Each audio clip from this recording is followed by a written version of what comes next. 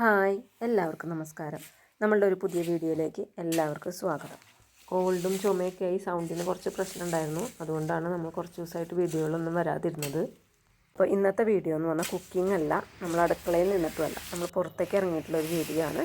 അപ്പോൾ നമ്മൾ മഞ്ഞൾ വിളവെടുപ്പാണ് ഇന്നത്തെ വീഡിയോ. മഞ്ഞളൊക്കെ നന്നായി പാകതിൻ്റെ ഇലകളൊക്കെ ഉണങ്ങുമ്പോഴാണ് സാധാരണ മഞ്ഞളൊക്കെ നമ്മൾ പറിച്ചെടുക്കുക. അപ്പോൾ ഇത് ഇലകളൊക്കെ ഉണങ്ങി നമുക്കപ്പോൾ ഇനി മഞ്ഞളൊന്ന് പറിച്ചെടുത്ത് എങ്ങനെയാണ് മഞ്ഞൾപ്പൊടി നമ്മളെ വീട്ടിൽ തന്നെ നാച്ചുറലായിട്ട് ഉണ്ടാക്കണമെന്നൊന്ന് കാണാം. അപ്പോൾ അതിനായിട്ട് നമ്മൾ കൊത്തിക്കൊണ്ട് ഇളക്കി മഞ്ഞളിൻ്റെ ഇതൊക്കെ കടകളൊക്കെ പറിച്ചെടുത്ത് മഞ്ഞൾ ഒരു കൊട്ടയിലേക്ക് നമ്മൾ മാറ്റുന്നത്. മഞ്ഞളിൻ്റെ കടകളിൽ നിന്ന് മഞ്ഞളൊക്കെ വേർപ്പെടുത്തി ഒരു കൊട്ടയിലേക്ക് നമ്മൾ മാറ്റി കൊടുക്കുകയാണ്. എല്ലാ കടകളും പറിച്ച് മഞ്ഞൾ മുഴുവൻ നമ്മൾ കൊട്ടയിലേക്ക് മാറ്റിയിട്ടുണ്ട്. മഞ്ഞൾ നന്നായി നമുക്ക് കഴുകിയെടുക്കണം, കാരണം മണ്ണിൽ നിന്നുകൊണ്ട് തന്നെ മണ്ണിൻ്റെ അംശം അതിലിരിക്കും. അപ്പോൾ ഇപ്പം മഞ്ഞൾ നിന്നിരുന്ന സ്ഥലമാണിത്. നല്ല ക്ലീൻ ആൻഡ് നീറ്റായിട്ടുണ്ട്. മഞ്ഞൾ മുഴുവൻ പറിച്ചെടുക്കും. ഇനി നമുക്കത് കഴുകിയെടുക്കുകയാണ്. പൈപ്പ് തുറന്നിട്ട് കുറച്ച് നേരം വെള്ളത്തിലിട്ട ശേഷമാണ് നമ്മൾ കഴുകിയെടുക്കുന്നത്. വെള്ളത്തിലിട്ട് നന്നായി മണ്ണിൻ്റെ അംശമൊക്കെ പോയി നമ്മൾ നന്നായി തിരുമ്മി അലമ്പി കഴുകിയെടുക്കണം. മണ്ണിൻ്റെ അംശമൊക്കെ പോയി കഴിഞ്ഞിട്ടുണ്ട്. നമുക്ക് മഞ്ഞൾ ഒരു കൊട്ടയിലേക്ക് വാലാനായിട്ട് മാറ്റി വയ്ക്കാം. വെള്ളമൊക്കെ വാർന്ന ശേഷം വേണം നമുക്കിത് പുഴുങ്ങിയെടുക്കാനായിട്ട്.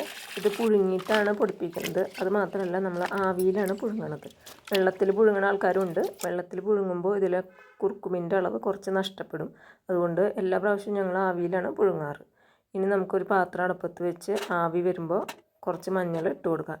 ഈ മഞ്ഞൾ മുഴുവൻ 2 പ്രാവശ്യമാണ് നമ്മൾ ആവിയിൽ പുഴുങ്ങിയെടുത്തത്. ഇത് പുഴുങ്ങിയെടുത്തതിന് ശേഷം വേണം നമ്മൾ ചെറിയ കഷ്ണങ്ങളാക്കിയിട്ട് ഉണക്കാനായിട്ട് വയ്ക്കാൻ. നന്നായി ഉണക്കിയിട്ട് വേണം നമുക്കിത് പൊടിപ്പിച്ചെടുക്കാനായിട്ട്.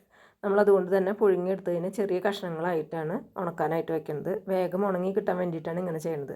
അങ്ങനെ തന്നെ ഇട്ട് ഉണക്കിയെടുത്താലും കുഴപ്പമില്ല. നന്നായി ഉണക്കിയെടുത്തതിന് ശേഷം നമുക്ക് മിക്സിയിൽ വേണമെങ്കിലും കുറേശ്ശെ ആയിട്ട് പൊടിച്ചെടുക്കാൻ പറ്റും.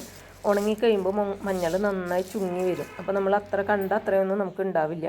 ഇത് ഞങ്ങൾ പൊടിപ്പിച്ചതിന് ശേഷമുള്ള പൊടിയാണ്. ഇത് പൊടിപ്പിച്ച് കഴിഞ്ഞപ്പോൾ 1 കിലോ പൊടിയാണ് എനിക്ക് കിട്ടിയത്, അത്ര മഞ്ഞളിൽ നിന്നാണ്. എന്നാലും നമുക്ക് വീട്ടിലെ ആവശ്യത്തിനുള്ള മഞ്ഞൾപ്പൊടി നമുക്ക് സ്വന്തമായിട്ട് ഉണ്ടാക്കാൻ പറ്റുമ്പോൾ അതൊരു സന്തോഷം തന്നെയാണ്. ശുദ്ധമായ കെമിക്കലുകളൊന്നും ചേർക്കാത്ത മഞ്ഞൾപ്പൊടി നമ്മൾ വീട്ടിൽ തന്നെ ഉണ്ടാക്കിയെടുത്തതാണ്. അതുകൊണ്ട് തന്നെ നമുക്ക് ധൈര്യമായിട്ട് എല്ലാ കറികളിലും ഉപയോഗിക്കാനും പറ്റും.